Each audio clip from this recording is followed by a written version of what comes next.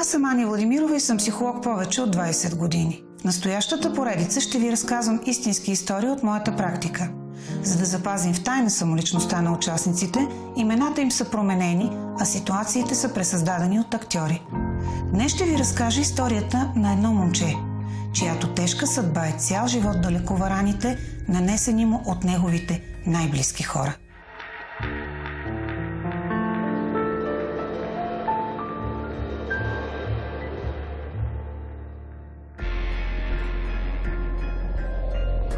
Тази вечер ще видите как семейството може да се превърне в най-големия кошмар за едно дете. Като си мъжа в семейството, вземи се фани на някаква работа и почни да печелиш повече от мене.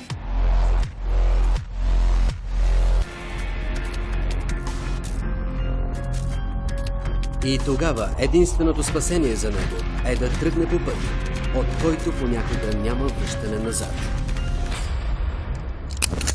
Ще убия, ей! Ще убия като куче нещастник! Вижте историята на Константин, който живее втори живот. Всички истории в тази поредица са реални. За да се запази анонимността на героите, имената са променени, а събитията са изиграни от актьори. Това е Константин, на 20 години. На пръв поглед той е съвсем обикновено момче, но има нещо, което го прави много по-различен от повечето му връстници. Константин живее втори живот. Преди няколко дни приятели го закарват до спешното отделение. Там Константин усеща отблизо полаха на смъртта и само бързата и професионална реакция на лекарите е причината той все още да диша. Младежът осъзнава, че ако продължава с живота, който води напоследък, скоро приятелите му ще го погребат. Константин си дава сметка, че може да се справи с проблемите си единствено ако получи професионален съвет. Това го довежда до кабинета на Ани Владимирова. Влез.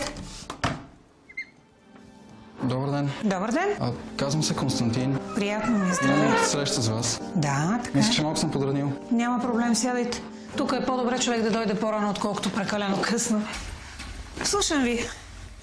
Може да си говорим на ти, че ми е малко странно. Не съм свикнал. Както ти е удобно. Казвай, какво се е случило? Имам ужасна нужда от помощ. Онзи ден за малко не умрях, оцелях на косъм. Наистина нямам никого до себе си, нямам кой да ми помогне, на кого да споделя. Майка ми изчезна в чужбина с някакъв арабиджан и не съм я виждал. Баща ми от 2 години нито съм го чувал, нито имаме контакт. Не искам. Съжалявам да го чуя. Обаче някакси ми е странно, че нямаш близки хора. Ако нямаш роднини, поне приятели? Имам приятели, но вярно е, че те ме спасиха. Обаче, ако не се събирах с тях, може би нямаше да стигна това дъно. Те не са хора, с които може да споделиш и които могат да те изслушат. Те по-скоро са хора, с които можеш да дивееш и да лудуваш. И като ви казвам, че съм сам в този живот, наистина не ви лъжа. Вярвам ти. Просто исках да съм наясно с фактите. И преди всичко ми струва, че трябва да ми разкажеш как се стигна до там, че да нямаш никого на този свят. Това е доста дълга история. Сигурна ли сте? Не се притеснявай, давай, имам време. Чудя се откъде да започна. Косио до някъде имаше вид на хулиган, но под тази външност аз виждах едно добро момче. Той говореше интелигентно и умело подбираше думите. Личеше му, че по природа не е гъмен, а обстоятелствата са го тласнали по пътя, по който се беше натъкнал на много сериозни проблеми. Алкохол, наркотици, сбивания, полиция, все такива неща. А кулминацията на всичко беше купон няколко дни преди да дойде при мен, на който нашето момче смесва алкохол и наркотици и едва не намира смъртта си. В повечето случаи, когато срещнем такъв човек, ние хората сме склонни да му лепнем осъдителна присъда. Аз обаче исках да разбера какво е накарало Косио да стигне дъното. Затова сега ще ви върна години назад, във времето, когато той е бил малко момче. Но преди това ще помоля всички, които са родители, да гледат и да слушат тази история наистина внимателно. От 2 години Косио живее сам с различни приятели по различни квартири. Няма никакъв контакт с родителите си. Преди това той има планове да кандидатства медицина, но те остават просто планове, защото Косио тръгва по много лош път. За него алкохолът и наркотиците вече са неизменна част от живота. Адът за Косио обаче започва още когато той е малко момче. Майката на Косио, Ивелина, е учителка, а баща му Мирослав е строител. От най-ранна възраст синът е свидетел на скандали между родителите си. Караниците са ежедневие в неговото семейство. Още от невръстните години на Косио, при всеки по-сериозен скандал, майката си събира багажа и оставя детето с баща му за неопределено време. Край, няма да ме видиш повече! Тръгвам си!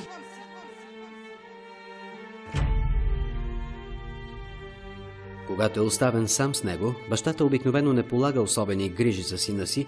Тате, гладен съм. Обади се на майка ти и го кажи това на нея. Няма кой да готви вечеря. Айде, лягай си. Когато обаче майката е била вкъщи, тя е била изключително критична към детето си. Постоянно е имала изисквания, правила е забележки и никога не е била доволна от Косио.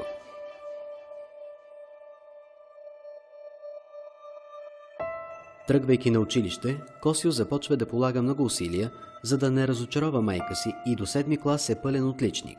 Той не излиза, не се събира с приятели, само и само за да удовлетвори високите изисквания на майка си.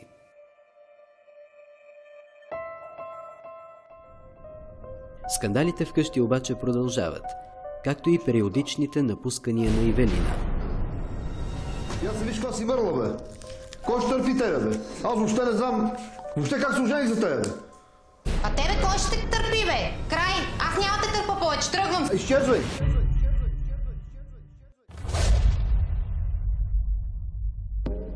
Косио е на 14 години.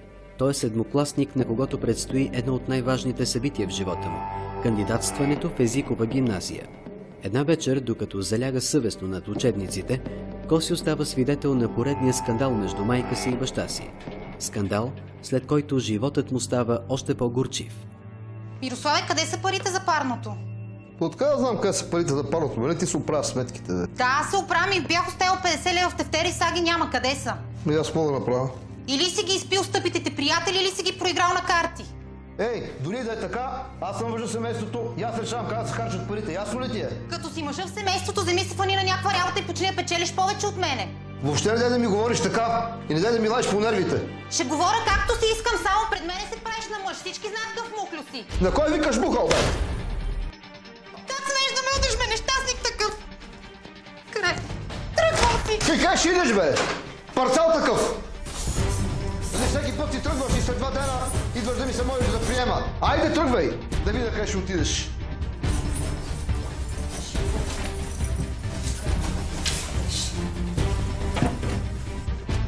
Да пукнеш дано. Когато 6 години по-късно Косио ми разказваше за тези случаи, аз живо си представях малкото момче, което се притиска до стената, а по-късно се опитва да предотврати конфликтите между родителите си безуспешно. Такива деца формират за цял живот чувство за вина и усещането, че не са достатъчно добри. С времето те формират и алогично усещане за вина и отговорност за всичко, което се случва около тях. Стигат до парадоксални умозаключения от вида: аз трябва да съм винаги добър с хората. За да ме обичат, не трябва да отказвам нищо. Или стигат до другата крайност. Саморазрушават се и се самонаказват, защото тялото е единственото им оръжие за моделиране на света около тях. Мирослав не приема на сериозно заплахите на жена си, че го напуска. Този път обаче тя наистина е решена да се разведе с него. Ивелина се премества в друг град и започва работа в едно от тамошните училища. Тя оставя Косио на грижите на баща му, като казва, че евентуално ще започне да го взима при себе си, едва когато успее напълно да се установи в новия град. На практика майката се отказва изцяло от своите родителски задължения.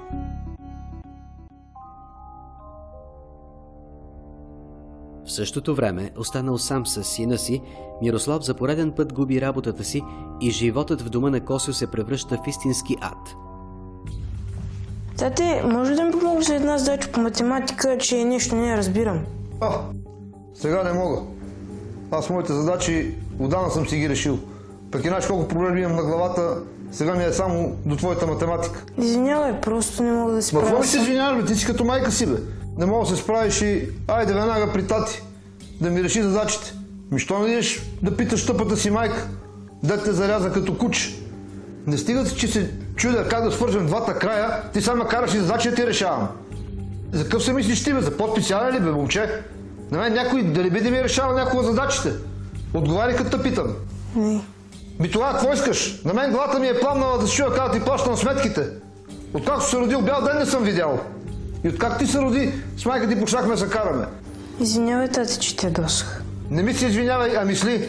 Главата ти е дървана като тази на майка ти. И тя е същата. Айде изчезвай. Ще му решавам задачите. Беше мъчително да слушам разказите на Косио за детството му.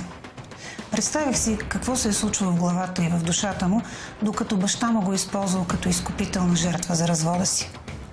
Често се случва родители, неспособни да носят тази роля, в безсилието си да прехвърлят товара върху децата си. В случая бащата на Косио изобщо не се е замислял за емоционалното състояние на сина си. Нещо, което правят много родители в ситуация на безизходица и от позицията на силния над по-слабия. Те използват децата си като боксови круши и кошчета за собствените си емоции. Децата им не се научават да споделят. Те трупат гняв и вина и просто оцеляват. До момента, в който се стига до ефекта на тенджерата под налягане. Когато е на 14, Косио живее в постоянен страх и вина, които няма как да преодолее. Той мълчи и изтърпява лошото отношение с надеждата, че все някога ще получи одобрението на баща си. Малкото момче напразно си мисли, че ако бъде добър и примерен, всичко в живота му ще се оправи. Но истинският ад за Косио тепърва предстои. Днес майката на Косио се връща в града, за да съобщи нещо важно на бившия си вече съпруг. Влиза в апартамента, в който е живяла допреди няколко месеца. В този момент Мирослав очаква, че тя се връща при него за пореден път, какъвто е обичайният сценарий досега, но истината е съвсем друга. От кога чакам да ми цъфнеш и да си ми се помолиш да те вземам обратно?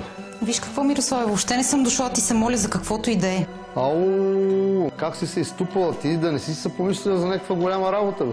Въобще не ме интересува твоето мнение, ясно ли ти е? Ма ти верно си се взела за нещо много специално, нещастница. За последен път ти казвам, престани да ме обиждаш. Имам нов мъж в живота си. Имам човек, който ме цени и уважава. Заминавам с него за чужбина. Ти? В чужбина? Ти луда ли си, бе? Кой ще пусне те в чужбина? Виж какво, Мирославе, вече въобще не ме интересува какво мислиш за мене. И те съветвам да престанеш с обидите. Така ли? Къде ще живеете? В Париж ли? Не, в Ливан, той е оттам. Значи си тръгнала с някакъв Виж какво, въобще не е буклук. Добър човек е, на малкия пръст не можеш да му стъпиш.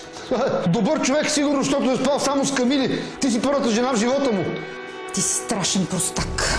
Тръгвам си. Не е нужно повече да говориш. Каква изненада? Какво е това? Пари за Косио. Все пак я ще се грижа за него, няма само да се грижиш. Естествено, че няма да се грижиш само за него. Взимаш го Косио с тебе. Където тръгваш, той тръгва с тебе. Косио е твое дете, затова няма само да се грижиш за него. Казах ти, започвам живота си на чисто. Не мога да взема Косио с мене. Ти си една долна мръсница, не си казала на твоя че имаш дете и мъж, нали? Какво съм му казала си е моя работа. Важното е какво ти казвам на теб сега. Косио остава при теб и ще ти пращам пари всеки месец за него. Въобще не ме интересува какво ми казваш сега на мене.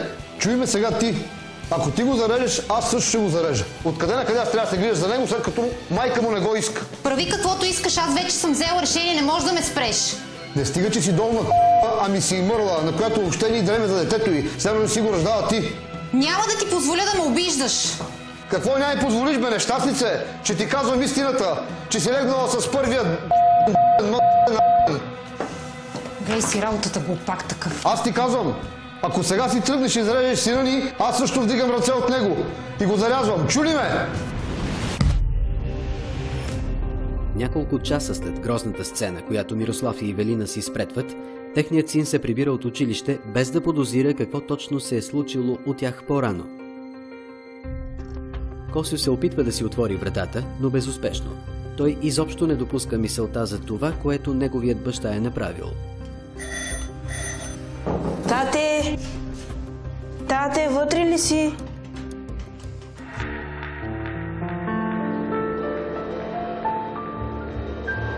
След рекламите ще видите. Трябва да говорите с сина си. Всеки ден всички от входа чуваме крясъците му.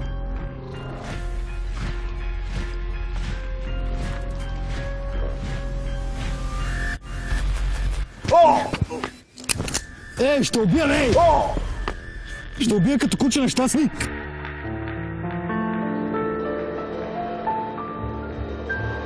Преди рекламите видяхте. Наистина нямам никого до себе си, нямам кой да ми помогне, на кого да споделя. Майка ми изчезна в чужбина с някакъв арабиджан и не съм я виждал. Преди всичко ми струва, че трябва да ми разкажеш как се стигна до там, че да нямаш никого на този свят. Как смееш да ме удиш, бе, нещастник такъв? Край. Тръгвам си! Как ще идеш, бе? Парцал такъв! Започвам живота си на чисто. Не мога да взема Косю с мене. Ако ти го зарежеш, аз също ще го зарежа.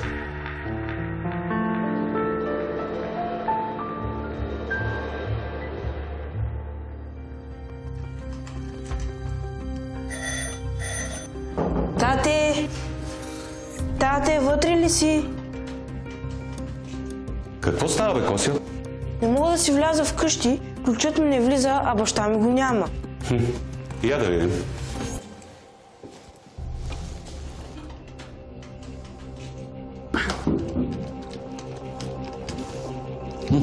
Я ела вкъщи, няма да седиш на стълбите като безпризорен.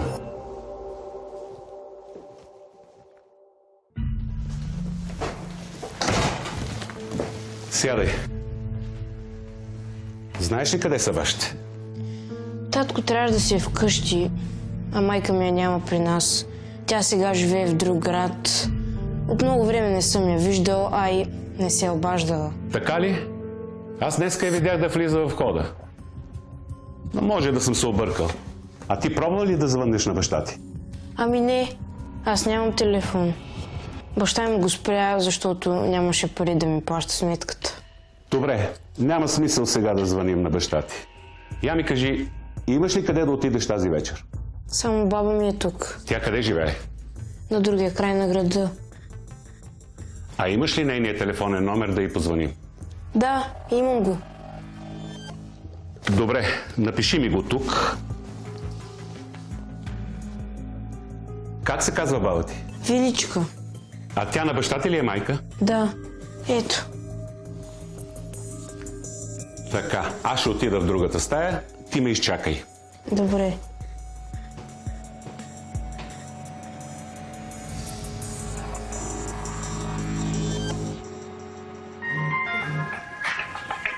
Ало? Здравейте, казвам се Петко Василев, съсед съм на вашия син. Звънто внукът ви Косио е при мен и не може да си влезе в тях.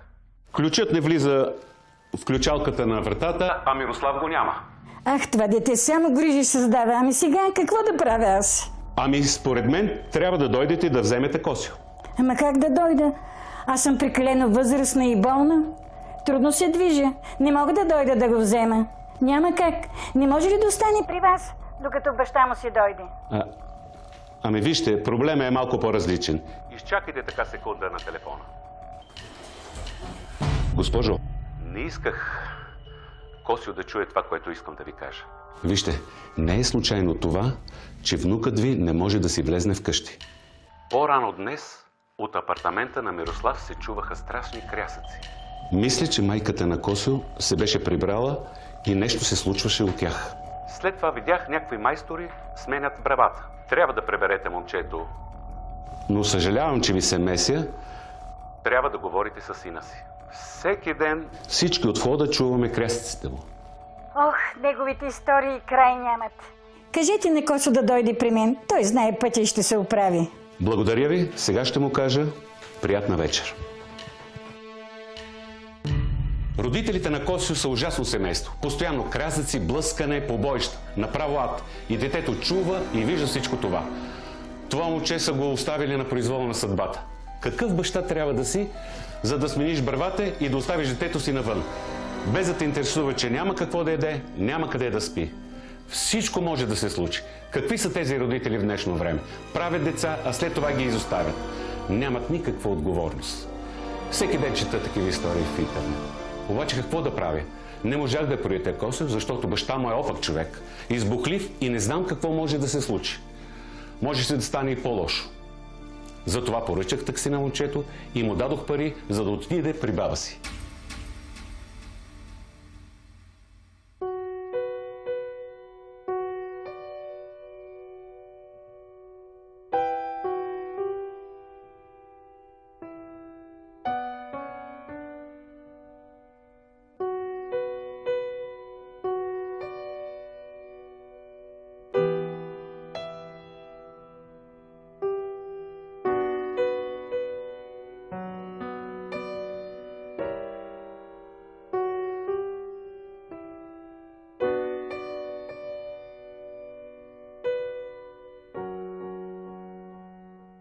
Когато Косьо ми разказа за този случай, аз онемях.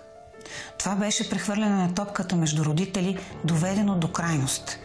При тях имаше една закономерност. Използваха детето като буфер, за да се наказват и надцакват един друг. Това беше оставило тежки травми в душата на Косьо, които нямаше да се излекуват с години. Съседът Петко беше постъпил правилно, като се е свързал с баба му, защото в обратен случай не се знае какво можеше да се случи с Косьо без храна, подслон, пари. Но той е можел да направи още една крачка. Да се свърже с социалните служби, за да вземат отношение по случая. За съжаление, нашето общество все още няма рефлекса, когато види насилие и тормоз на родители над дете, да реагира. Може би, защото на хората им се струва недопустимо да се месят в чужди семейни отношения, а може би и точно за това все още много хора изповядват максимата «Детето си е мое, ще правя с него каквото си искам». Всичко това обаче е довело до тежките последствия в живота на Косьо по-нататък. Бабата на Косьо прави няколко опита да се свърже с сина си, за да разбере какво се случва. Едва на следващия ден тя успява да се чуе с Мирослав и се опитва да го убеди да вземе Косьо обратно при себе си. Ало? Ало? Ало? Какво правиш, бе, Мирославе? Нищо. Нищо не правиш, то е ясно, защото синът ти е при мен. Добре. Кога ще дойдеш да си го вземеш? Не може ли да остане малко при тебе? Ама как мислиш тая работа? Все едно не знаеш, че съм стара и имам проблеми със сърцето. Ти знаеш ли на какво разстояние е неговото училище от мен? Да, за 1-2 дена само да остане. Не, детето си е твое, ти се оправи с него. Защо аз? Ивелина да се оправя. Тя му е майка, а го изостави.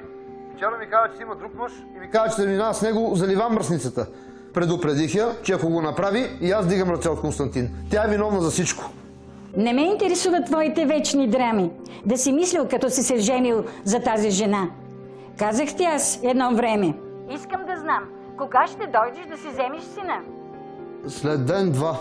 Мирославе, аз съм те отгледала теб и не мога сега да отгледам децата ти. Чакам те днес, разбрали ме? Добре, сега ще дойда след малко. Такъв е животът на Косьо, когато той е едва на 14.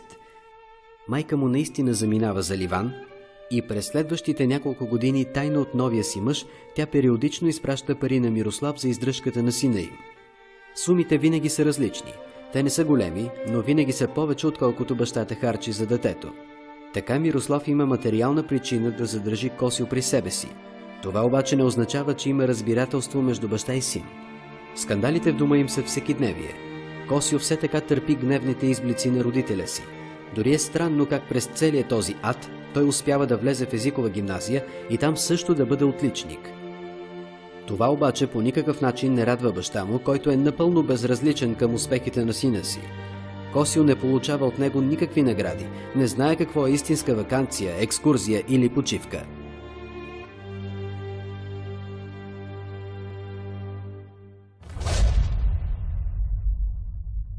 През следващите 4 години Косьо продължава да живее при баща си. Той е вече на 18 и напрежението между двамата е почти нетърпимо. Майката Ивелина изведнъж спира да изпраща пари без каквото и да е обяснение и Мирослав и Косьо нямат никаква вест от нея.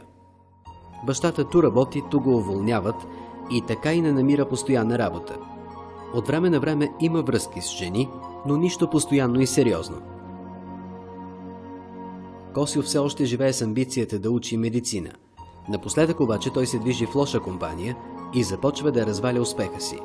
Променя и поведението си вкъщи. Вече не е слабо и оплашено момче и по време на скандалите с баща си все по-често започва да му отговаря. Отскоро Мирослав е на поредната временна работа и тази вечер се прибира вкъщи с идеята да разпусне след тежкия ден. Обстановката, която заварва обаче, го настройва за скандал. Константине! Константине! На какво мириш тук, бе? Какво искаш, бе? Как какво искам, бе? Виж каква свинщина си остава в кухнята, бе. Дрехите ти са разхвърляни, бе. Това ти не е хам, бе, ти не е бардак. Ти разбираш бардаците. Ей, я внимай какво говориш на баща си. Не искам като се прибирам скапан от работа, да варвам такава кочина. Ясно ли ти е? Тук си е кочени без моите дрехи. Ей, момченце, внимай какви ми ги говориш. Знаеш, такива отворени като какво ги правя. Тотално се разпусна, май. Я дай ти ви да бележник. А те от кога почна ти пука за мен, а? Бележника не си ми го вижда от години. И какво са правиш, съм загрижен баща? Какво си мислиш, че не знам, защо ме държиш вкъщи ли, а? Само защото получаваш пари от майка ми. Ей, Пикльо, не искам да се спомена в тази къща името на майка ти. Изпраща ми пари. Знаеш от колко време не е изпратила дори 1 лев? Ако не бях аз да се трепя, ти щеш да умреш от глад. Аз ако не бях, щеш да обикаляш приюти и детски домове. Не мога да си представя нещо по-гадно от живота с тебе. Честно. Момче, така ли ми се отблагодаряваш, че изкъсвам задника? Никога нищо не си правил за мене. Цял живот само ме мачкаш. Абе, ти на какво ще говориш така, бе? И какво са, бе? Ще ме удариш ли, а? Нали знаеш, че аз не съм майка ми, може да ти отвърна.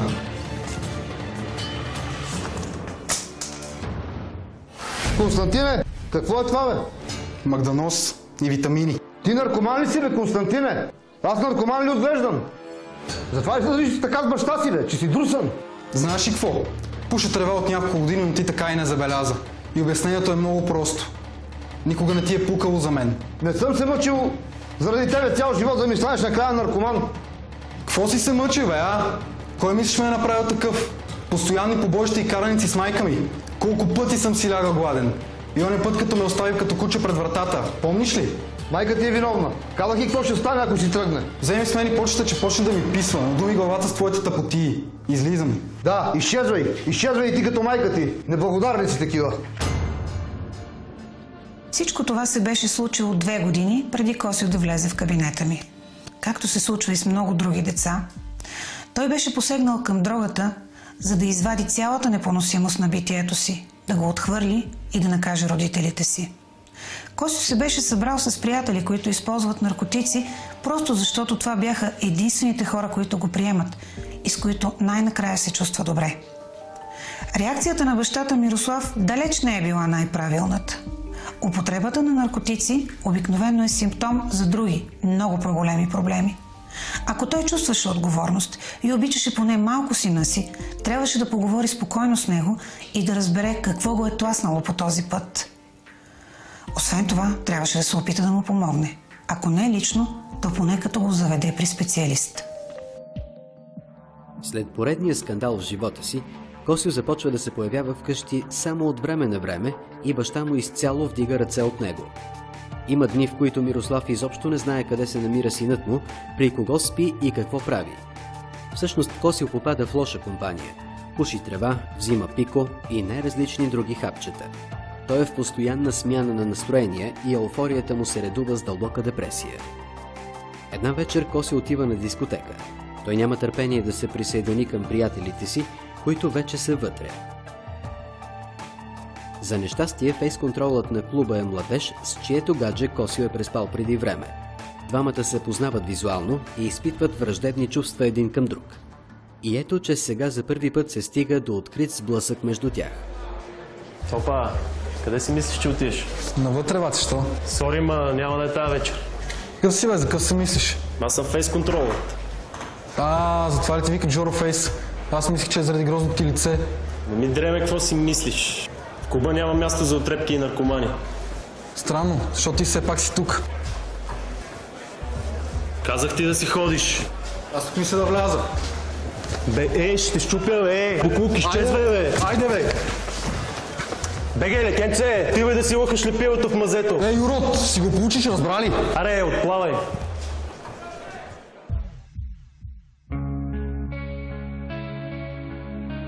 За пореден път егото на Косио е накърнено. Той отново е изгонен, неприет и оскърбен. Този път обаче Косио не си тръгва тихо и кротко. Цял живот търпи, преглъща и се самообвинява. Но сега в него кипи гняв. Той иска да отмъсти на врага си. Той иска да се отмъсти на света за всичките му несправедливости. И иска това да се случи още тази вечер.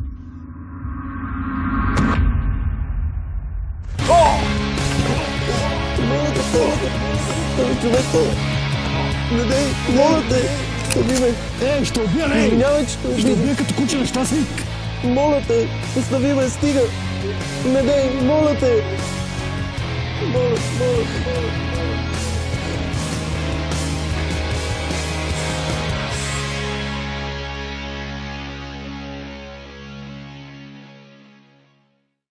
Още на другия ден, битото от Косио момче подава жалба в полицията и Косио се озова в районното, където прекарва 14 часа. Полицаите уведомяват баща му за случая. Мирослав обаче отказва всякаква намеса под претекст, че синът му вече има навършени 18 години и трябва сам да отговаря за действията си. В крайна сметка Косио е освободен, но го очаква съдебно дело. Той тръгва към вкъщи. Там обаче му предстои още една неприятна изненада.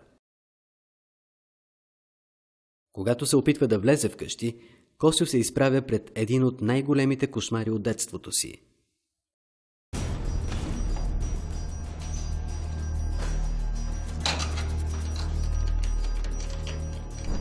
Не.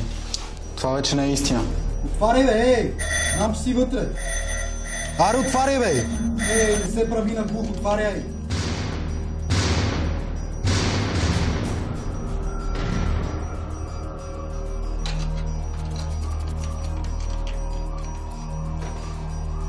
Абе, ти съвсем си откачил, бе. Тук живеят хора. Какво ще кажат съседите? Точно ти ли ще ми го кажеш това, бе? Всички ти слушаха красите години наред. И как мога да направиш такова нещо? Пак си сменил ключалката, не те ли е срам, бе? Ще я сменям. Това вече не е твоя дом. Тук няма място за наркомани и престъпници. Благодарение на твоите усилия станах такъв. Точно ти ме направи такъв. В нашия род престъпници няма. Такива изроди вкъщи не ми трябват. Супер! Ти ме наричаш изрод. Не ми викай супер. Събрал съм ти нещата, взимай ги и се махай. Добре.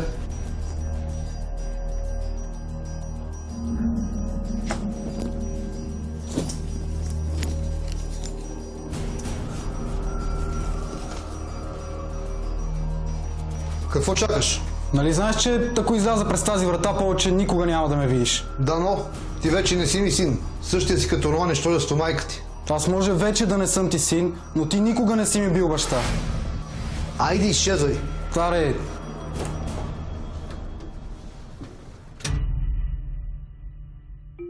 Беше ми наистина тежко да слушам разказите на Косио. Цялото му детство, тинейджърските години, целият му живот беше един истински кошмар. Да се откажеш от родителя си или родител да се откаже от детето си е като да се откажеш от 50% от себе си.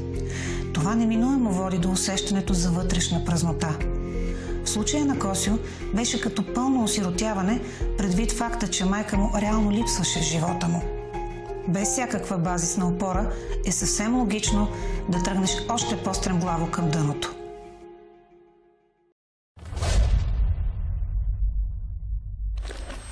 През следващите 2 години Косио губи изцяло контакта с баща си. Живее ден за ден. Мести се от квартира на квартира с различни приятели, а плановете да учи медицина пропадат изцяло. Косио получава условна присъда, както и парична санкция за побоя над момчето от дискотеката.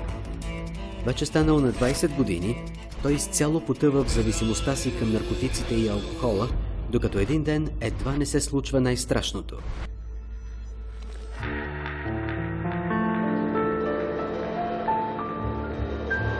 След рекламите ще видите.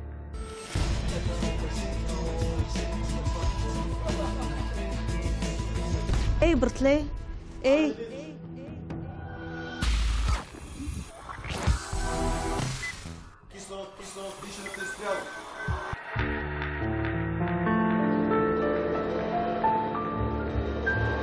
Преди рекламите видяхте. Как смееш да ме удиш, бе, нещастник такъв? Край! Тръгвай! Ти как ще идеш, бе? Парцал такъв! Започвам живота си на чисто. Не мога да взема Косио с мене. Ако ти го зарежеш, аз също ще го зарежа. Тате! Тате, вътре ли си?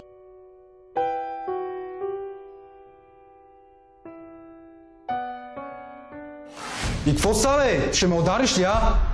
Нали знаеш, че аз не съм майка ми, може да ти отвърна. Ти наркоман ли си, бе, Константине? Аз наркоман ли отвеждам? О! Ще убия, бе! Ще убия като куче нещастник! В нашия род престъпници няма. Такива изроди вкъщи не ми трябват. Аз може вече да не съм ти син, но ти никога не си ми бил баща.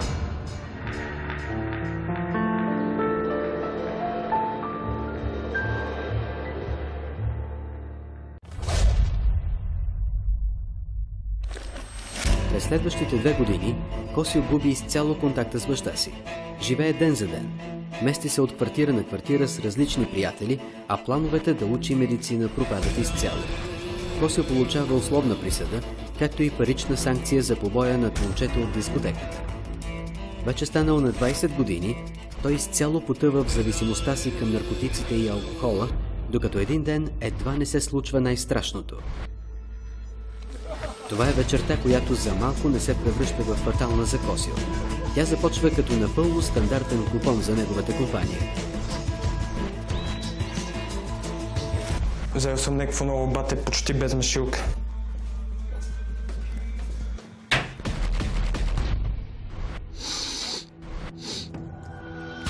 Това е топалка, бате.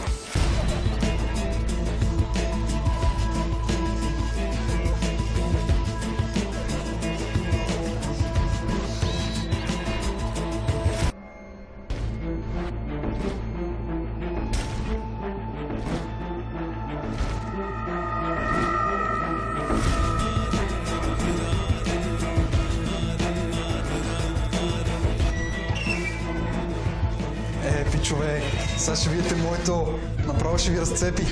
Айде. Браво.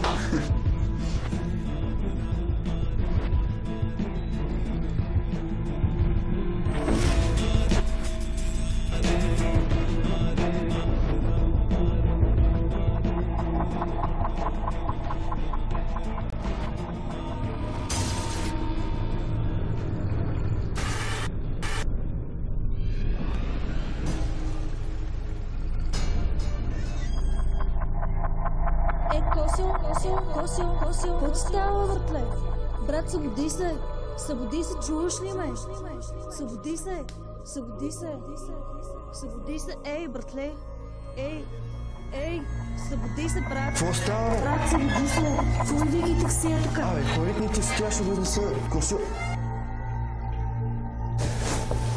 Организмът на Косио не издържа на големите дози алкохол, смесен с най-различни хапчета и наркотици, и той колабира. Неговите приятели реагират светкавично и го закарват с такси до най-близката болница. Там Косио е приет в спешното отделение.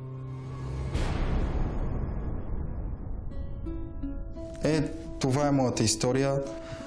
След като излязох от болницата си дадох сметка, че трябва да променя кардинално живота си и общо взето за това съм тук.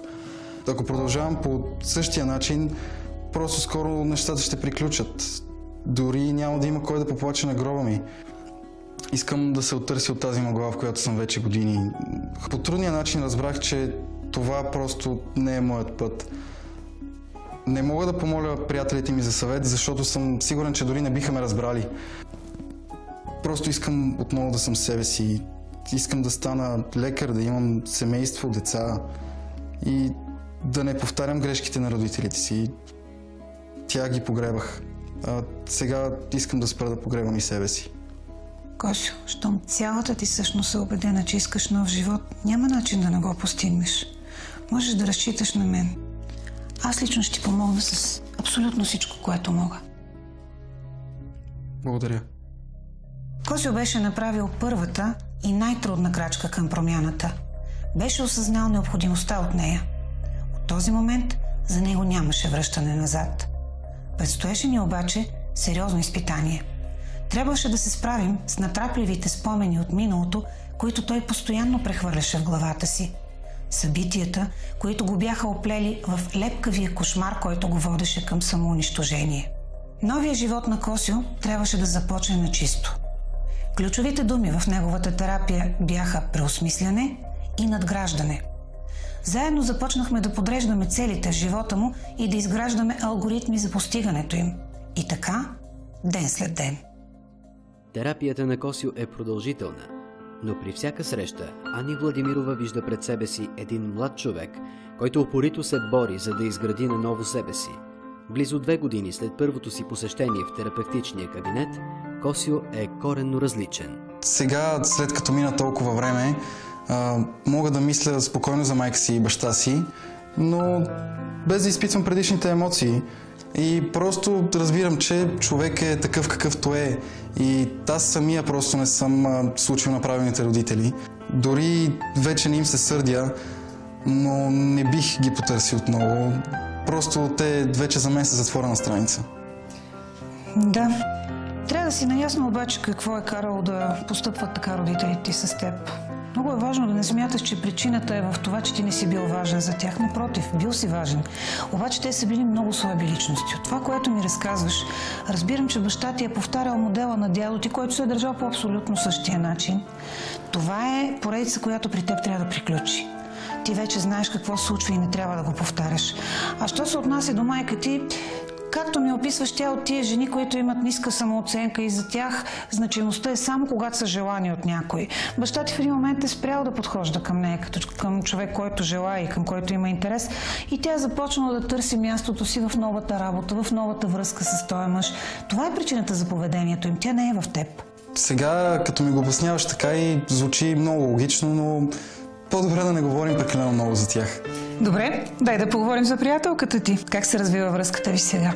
Какво очакваш от нея? Как си го представяш напред да бъде? Ами, с Мария имаме повече от харесване. Щастливи сме. Тя е имала същите проблеми в семейството, както и моите. И за нея подкрепата и уважението са много важни.